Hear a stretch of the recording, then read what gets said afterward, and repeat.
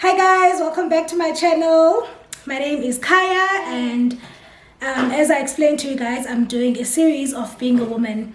So like I said, I will be interviewing some of the women who are influential in my life. And today I have a person who means a lot to me. I feel like I learned so much from her, and this is Prof. Kat. So, just by the title, guys, you can see how heavy this is. I feel like there's a lot that she can contribute on what it means to be a woman. So, like I said, I devised a few questions to ask Prof. Kat, and then she will respond to the questions, and that's about it. All right, over to you, Prof. Kat. Maybe you can just introduce yourself briefly. Um, Hello, everybody. I'm Professor Kathija Yassim, and I work with Kaya at the. And over the last 3 years that I've gotten to know Kaya, I think it is true that we learn from each other. I have also learned a lot from her, and I'm very honored that she chose me to be a part of this conversation during this very important month. So, Kaya, thank you so much for welcoming me into your space and into your channel, and it's an honor and privilege to be here. Prof, and thank you for being here. So the first question, Prof. Sorry guys, I keep on looking the other side because Prof and I are actually having a virtual meeting. So we're actually looking at each other, and I'm also focusing on the screen. So the first question for you, Prof, is what does it mean to you to be a woman? I think it's a complex question, Kaya. It's not so much just the fact that it is gendered. It is also the fact that being a woman in South Africa, in particular today, has got, a lot of connotations that need a lot of deeper digging in many respects. Life has become complex, and over the last year and a bit, have been so caught up within a new normal that the COVID-19 pandemic has brought about, and maybe really where I want to focus at this point in time. So, being a woman in the South African context, at the moment, is much more than the actual original roles that women are generally known for. So, as you would know, I mean, we have got several identities as women. It starts with us being somebody's daughter. We start with also in a family, in a community, and in a space in which we have many roles to play. And later on, as we grow older, we attach ourselves to partners. We may have children along the way, and so motherhood and other roles sort of, come into play. However, over and above that, it is also very true that a lot more women have entered into the workforce. And the age old conversation around the different roles and additional roles that women have to play, has been, in the forefront of many conversations for a very long time. It is sad to note that despite all of the awareness, despite all of the modernization, it's unfortunate that we still sit in a situation that we carry or bear much more responsibility as compared to men.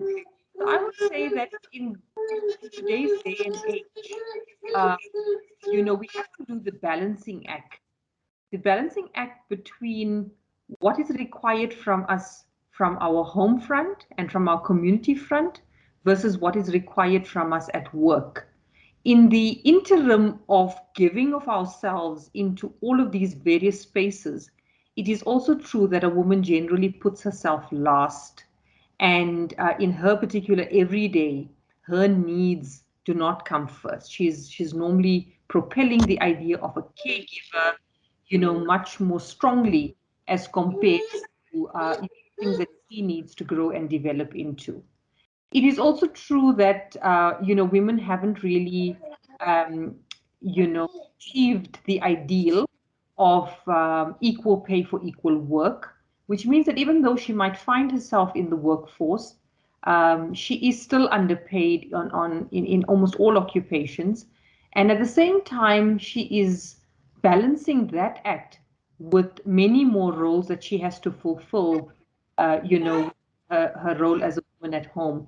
So I think the complexity of being a woman these days has only just increased.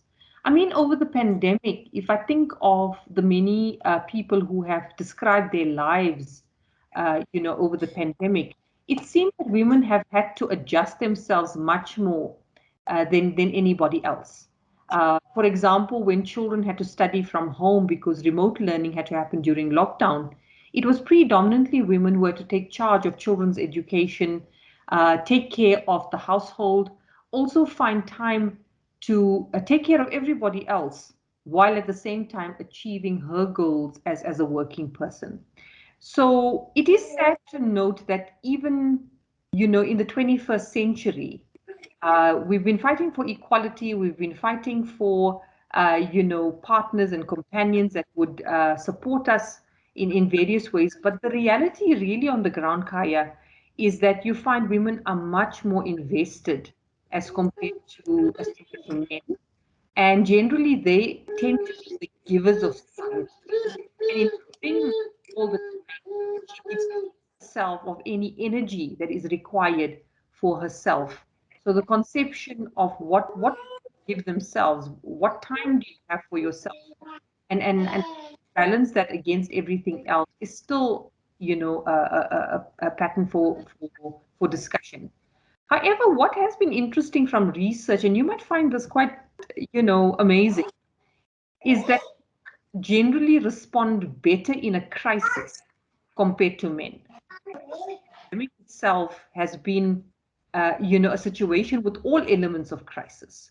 Overnight, I mean, our lives have changed. And we thought at the beginning it was going to be maybe temporary or a very short-term process. But clearly, as we are going through the motions right now, this pandemic is teaching us that perhaps we are going to be, in a different kind of normal in the near future and for a long time to come. So the question then becomes, women were already overburdened. They were already had so much to do. And now the pandemic, it seems like her role has been on the ever increase.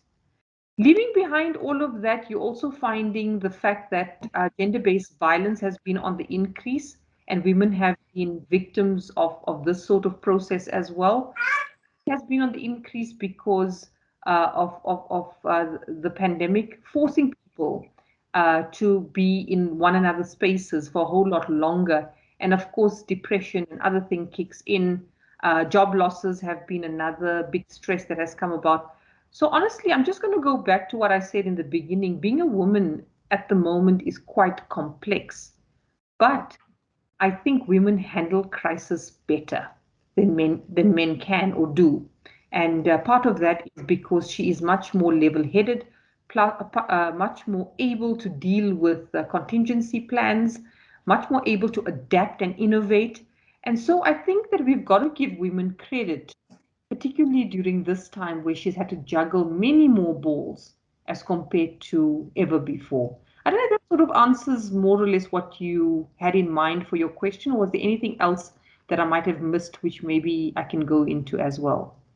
This is literally everything, and I feel like I said, this is a learning curve for me, and I've learned so much from what you've spoken about.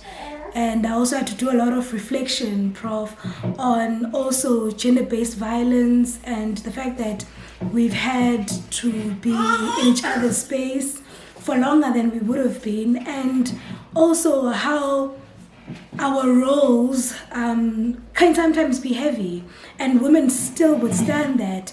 And also the fact that sometimes we have to put ourselves at the back and put everything forward. I mean, our different roles that we play and so forth. So I love how you put it, Prof. Thank you so much for that. So well, one of the things that's quite evident at the moment, Kaya, you may not realize it, but it's so beautiful to hear little Bumbo in the background, which also bears the fact that even though you're producing these videos, you're doing some amazing work, it's still within the realm of also being a mother at the same time.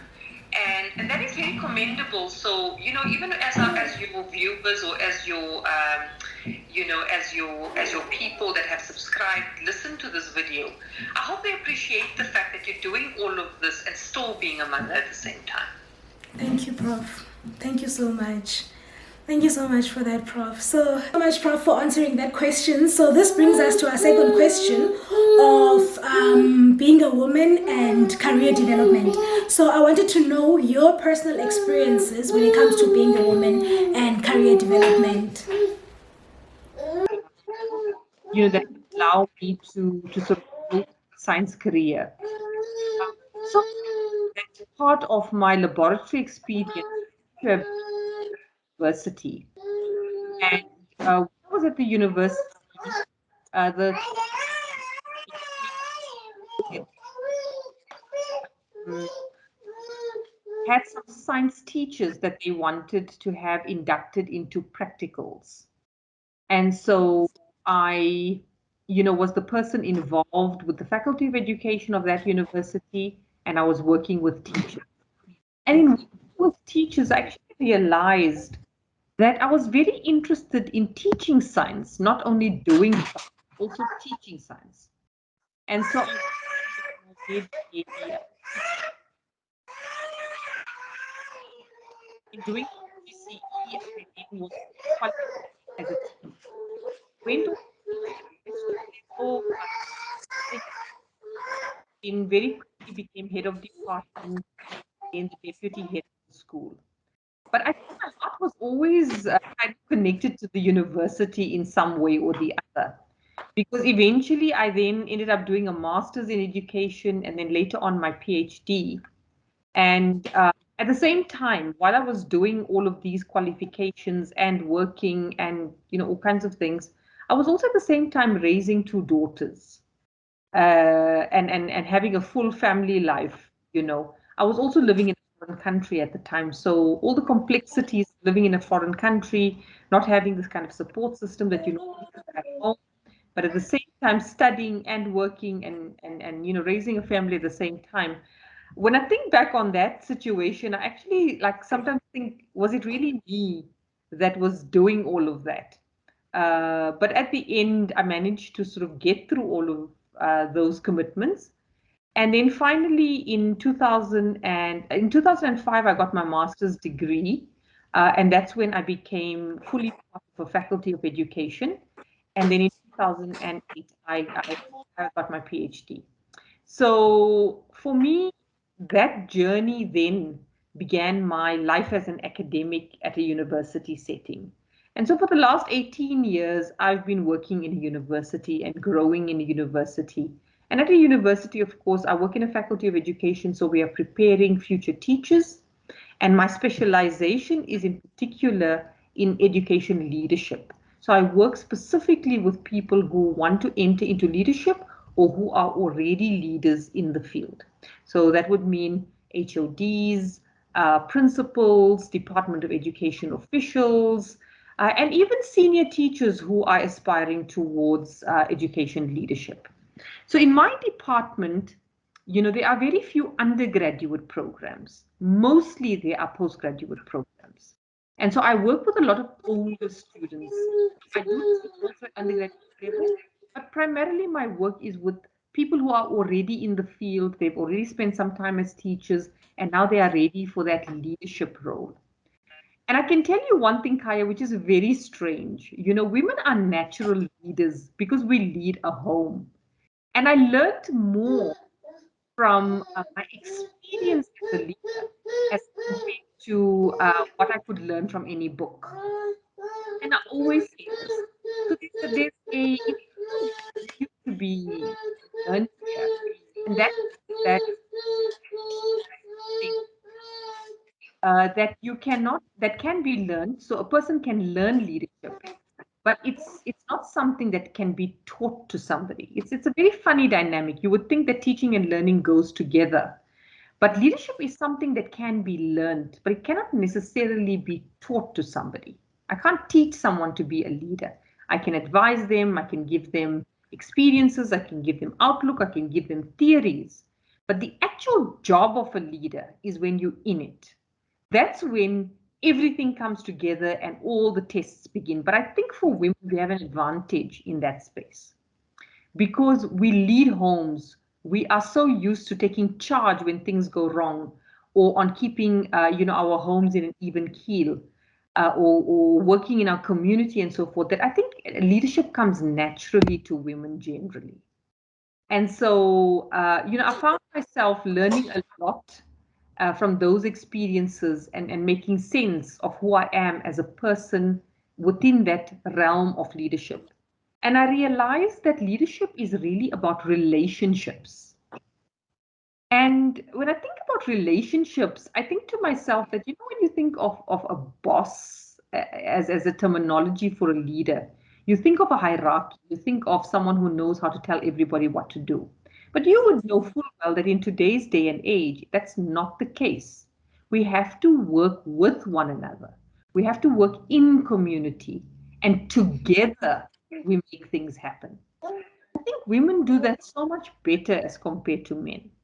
So, in a nutshell, even though I've got all these fancy qualifications, I can tell you one thing. I learned more about how to be a leader and what leadership means, which is my actual field as a profession, within the realm of practicing being a leader, as compared to what I learned from a textbook or from any research that I might have picked up. So, it's an important distinction to make. And I think that in terms of career progression, a lot of women have it harder, because if you want to move ahead in your career, you've got to work 10 times harder than a man, or than anybody else.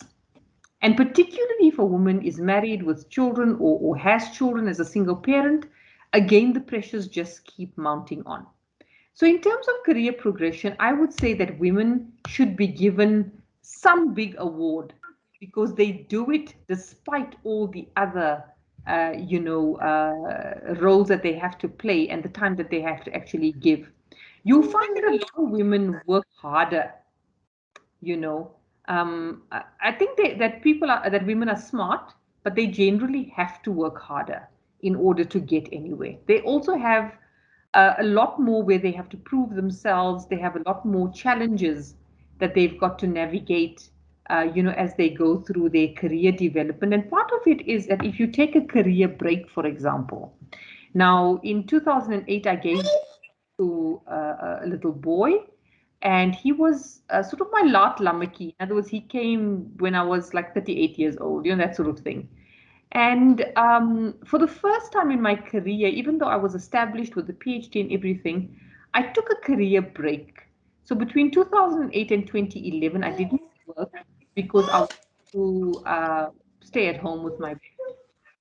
And in that, I realized, coming back to work in 2011, the loss of those 3 years was significant, because the male counterparts went right ahead, and they were now already professors, already had all the academic credentials that I'm still getting at this age. So at the age of 50, I'm still going for my full professorship. So I have an associate professorship now for my full professorship, which is the highest level of my qualification.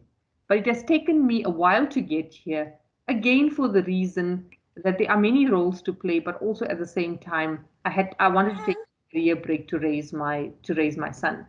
So showing it's not that's not a secret.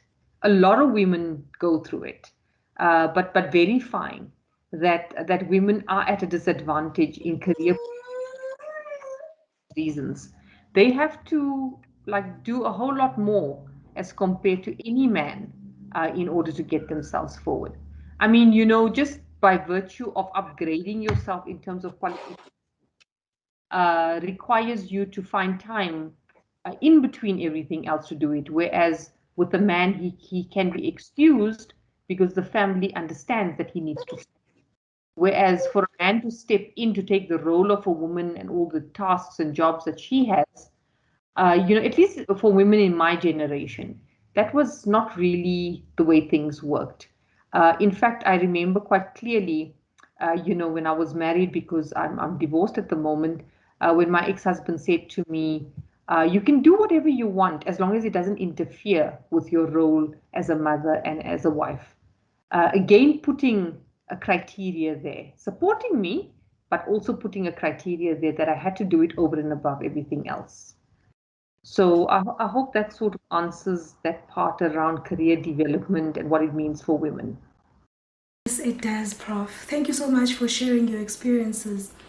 Um, like I said, there's so much to learn, and I think this actually leads us to our next question, because you also spoke about, how the roles are different and how you actually have to do it all when not much is really required from men. And to a certain degree, some of the things have changed now, like for instance, it is now more of a 50-50 thing, and the things have changed. It's really a changed world with all technologies and so forth.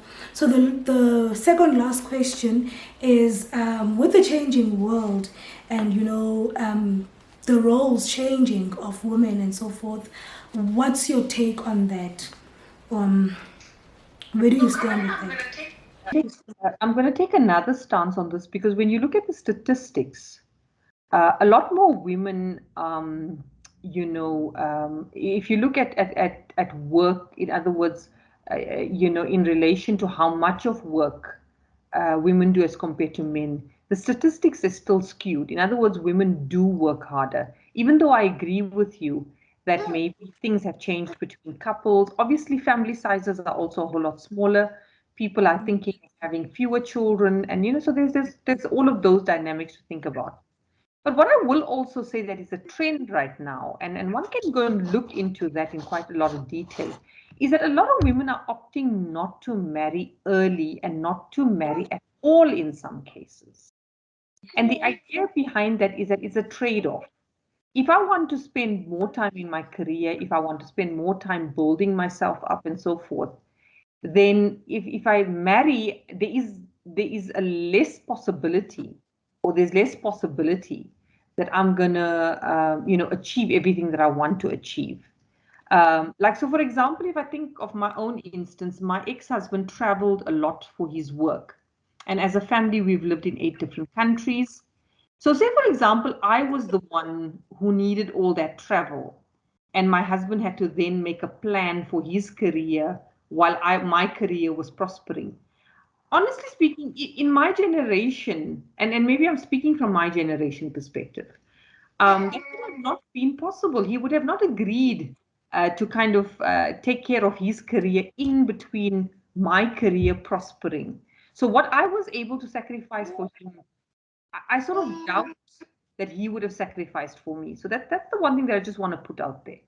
The second thing is that a lot of women are sort of starting to feel that they can't manage all these roles, that there's too much of expectation from them, unless, of course, on an occasion they do find a partner who is willing to, like you say, share the tasks, share the responsibilities, there's an equal partnership, then maybe that is, but I still think that's a minority situation.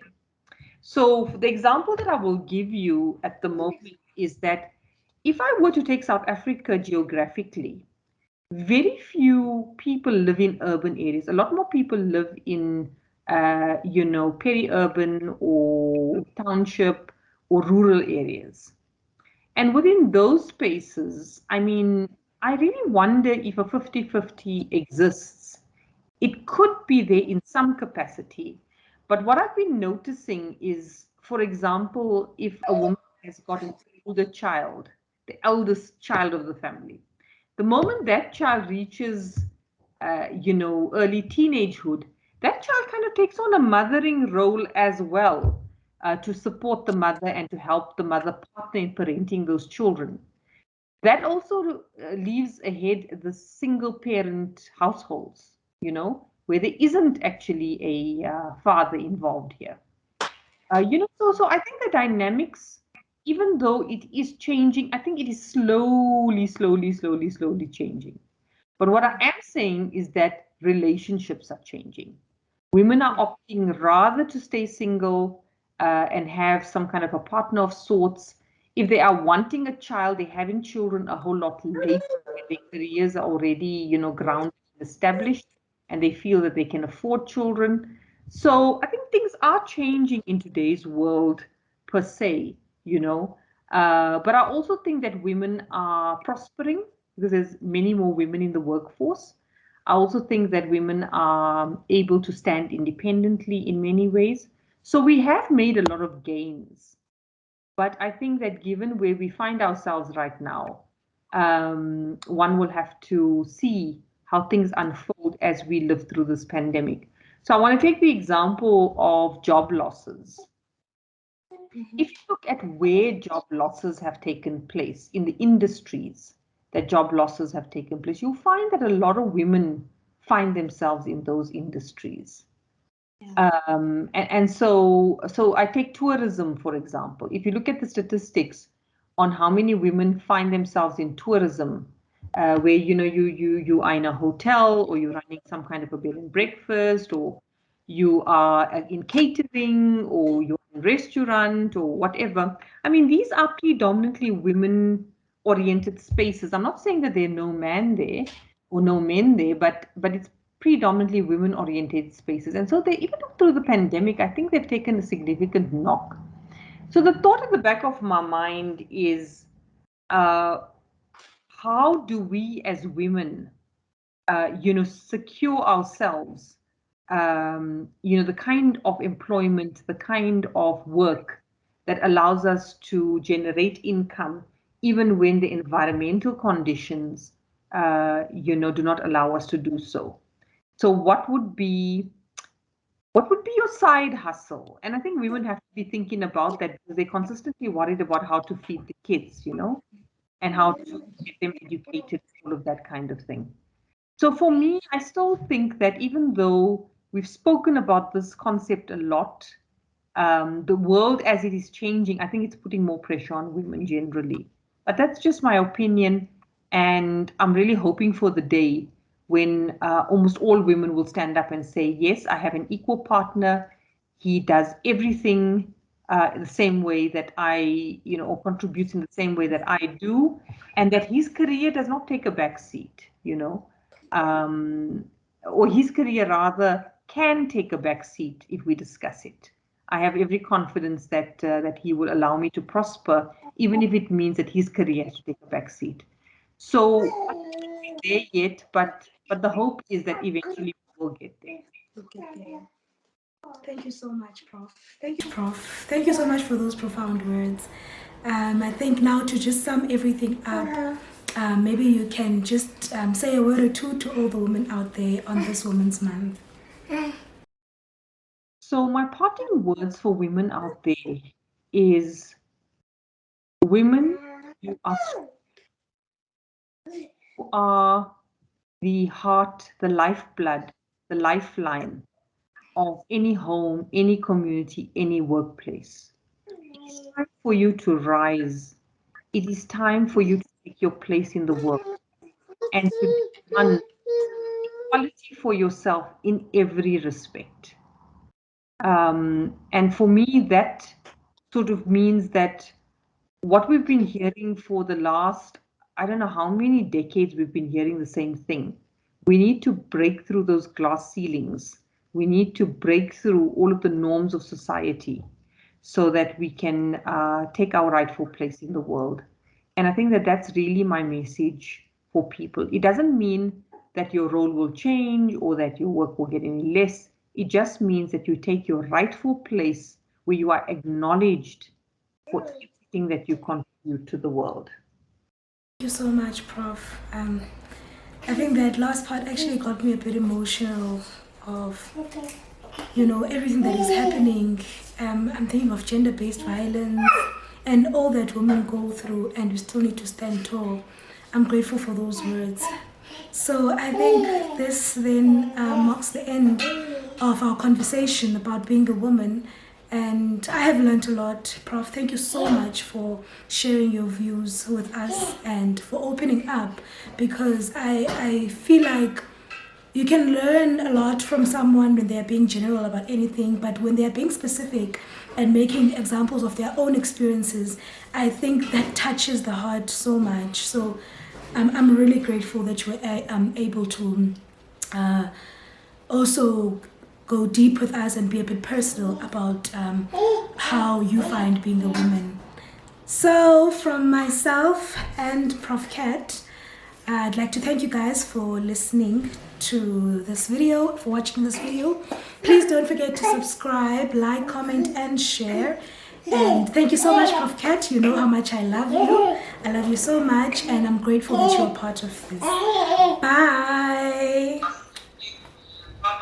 Have a beautiful rest of the afternoon. Thank you, Prof.